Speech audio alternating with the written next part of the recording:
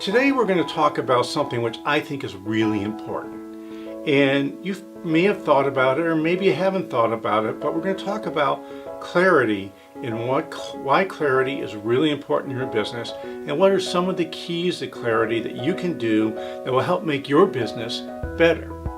So if you want to get things done in your company, it's going to go a lot faster if everybody's clear about what they're trying to accomplish. And clarity comes in all sorts of flavors, which we're going to talk about as we go through this video today. So let's get started. We'll jump in. But before we do, I'm Josh Patrick. I'm the founder here at Ask Josh Patrick. And our purpose is to help you create a sustainable business. So let's talk about how clarity is going to help your business become one that's sustainable. For me, it all starts with values. And I hope the same is true for you. And if you don't have clear core values, it's almost impossible to create corporate clarity. And here's why. People think your company has values. People know your company has a culture. And the fact is, unless you've communicated what that is, everybody's going to have their own idea of what the right culture is and what you're trying to accomplish at your company. Wouldn't it make more sense if you were the one who said, here's what's important for us, here's why it's important for us, and here's some clarifying statements about what's important for us? That's a start. Now, the place you need to start, in my opinion, and the one that's going to provide you really high value, is start with your own personal values. And from your own personal values, say, what about my personal values do I need to have in my company? For me, two of my personal values are personal responsibility and simplification. When I do those things well, it's pretty clear the people who work in our company and the people who work with our company as customers are getting high value. So make sure you tie your personal values in with your corporate values.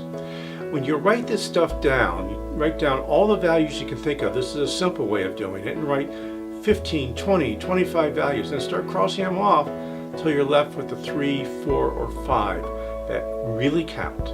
Write a clarifying statement around these values and share it with everybody in your company on a regular basis. Here's the second thing I want us to think about. Who are our best customers? I got to tell you something. Your best customer is not somebody who can fog a mirror. Your best customer is somebody who has the same sort of values that you value in your company and in your personal life. So here's an easy way to figure out who your best customers are. Number one, who are the customers that you love doing business with, who are easy to work with, and they make you the most money? I want you to write down the names of all these customers. Then under each of these customers, I want you to write the 2, 3, 4, 5, 6 things that make them easy to work with and make them your best customers. Then I want you to compare all those lists and see what traits they all have in common. And they always have a bunch of traits in common. When you do this, what you're going to find, you've got 3, 4, or 5 things that you can communicate to your company, communicate to your sales team, communicate to potential customers about who are the right people for your company and who are the people that you're meant to serve. Now, this needs to be communicated to your entire company, not just your sales team. And there's one more thing you need to learn here. You need to learn to use the 2-word magic word.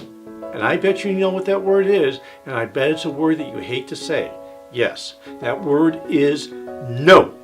You have to learn to say the word no. You have to say no to the wrong people so you can say yes to the right people. Next thing, learn about what a big rock is. Now, if you're a fan of Stephen Covey like I am, you know what a big rock is. A big rock is a quarterly goal that is clear and it can be measured. It has to fit in with your corporate values. It has to be moving the bar forward. When this big rock is accomplished, will your company be better as a result of doing it? If the answer is no or I don't know, it's not the right big rock for you to be working on. You have to know when done is done.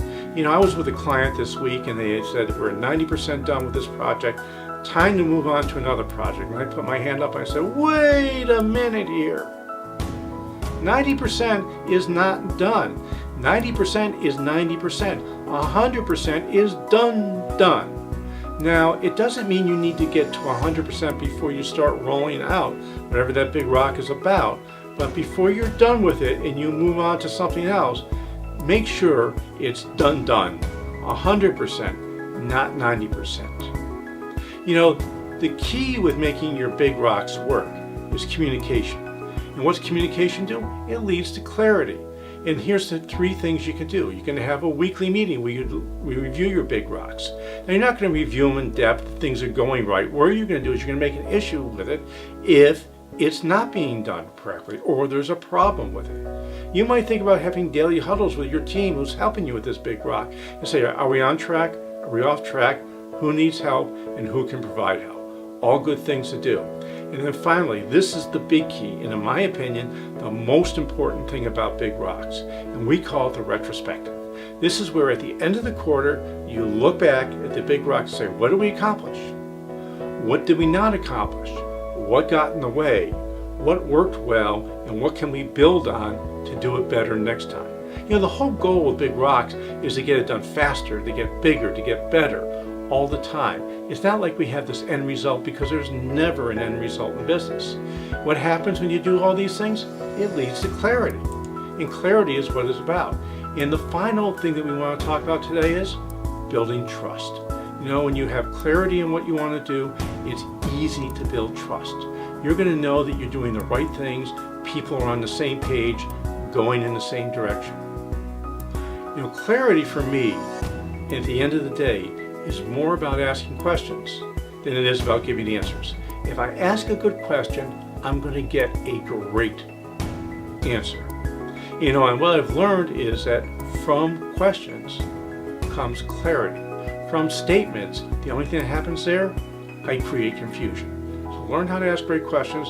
You're going to be more clear on what you're doing, and that's where you probably want to go. Finally, let's go down and say, when you're shooting for questions and you're shooting for clarity and you're trying to build trust around a process, you want to peel the onion. You want to ask at least 5 times, maybe 6 times, maybe 7 times, why? What would make this better?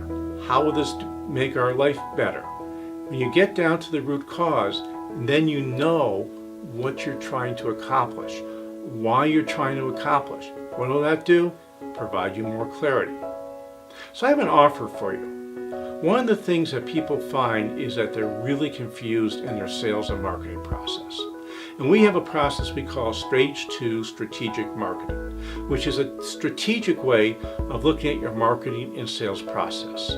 Now, I've written an ebook on this, and I think it's something you would really like.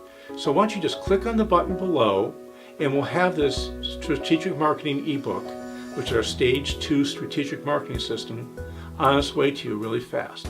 And again, thanks a lot for stopping by today. This is Josh Patrick. You're at Ask Josh Patrick, and I hope to see you back here really soon again.